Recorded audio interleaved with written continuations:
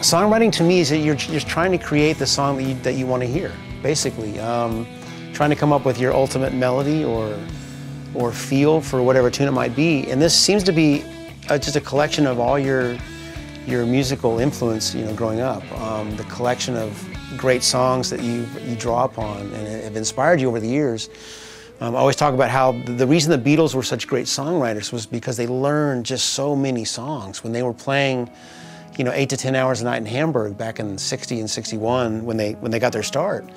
They ran out of Chuck Berry and Buddy Holly pretty quickly playing the 3-chord tunes, and they started learning show tunes, As John and Paul developed their songwriting collaboration, they had this wealth of knowledge to draw upon. Oh, what about, this type of chord change that might open up a new thing for them.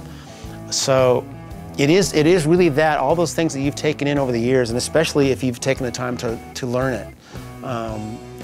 Particularly by ear, not just opening up the Mel Bay songbook, which is okay to do to learn a song, but if you sit there with the recording and once you have a certain knowledge of a certain amount of chords and you can sit there and find the chords that you're hearing, if you learn it in that regard, learning by ear, it's going to internalize in such a different way. You're going to really have that to draw from in the future. But if you learn it with your eyes, it may be gone like you crammed for your test last week, for whatever.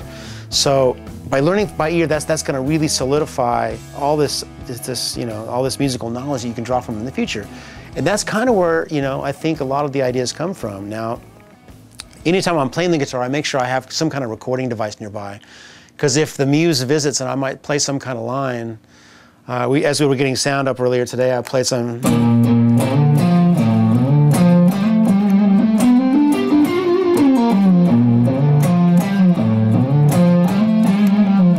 So it was kind of a Beatle-y sounding line, but I thought, oh, that's kind of nice. And I made sure that I had my phone nearby. Now all the phones have a little recording app. So I'll get this little nugget of an idea and I'll record it. And then at a later time, I'll go back and try to develop it from there and just kind of keep tweaking away at it.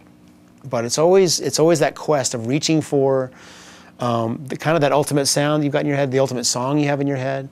And then being very aware of how every little different articulation can give a note different meaning, as far as whether you just we'll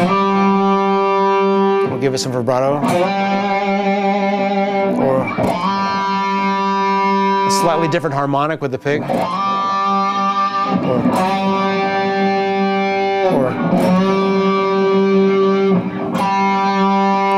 so just really knowing what you have at your disposal to really get the most out of that moment of the song and what you're trying to create mood-wise.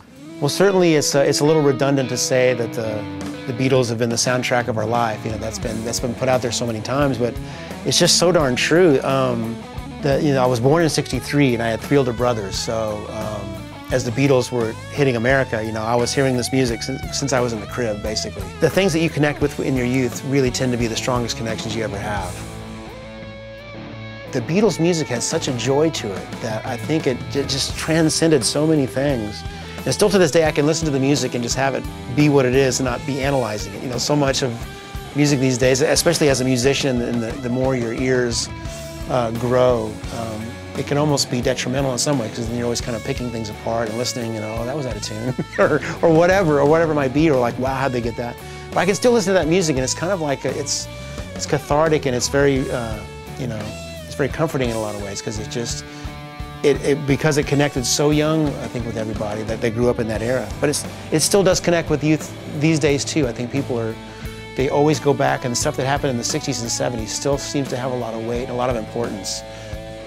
So for me to go down the path of actually trying to reinterpret some of this music, it's kind of like you're trampling on hollowed ground at that point. And because it's so revered and because I love it so much, those melodies and those songs are so well structured that it doesn't need to be really messed with that much. And that was kind of my approach. I was just trying to give the most honest interpretation of how could I sing these songs through the guitar to have it be, you know, as respectful to the original, but still kind of be in my own way. That's hopefully how it comes out. I hope you enjoy it when you get a chance to hear it.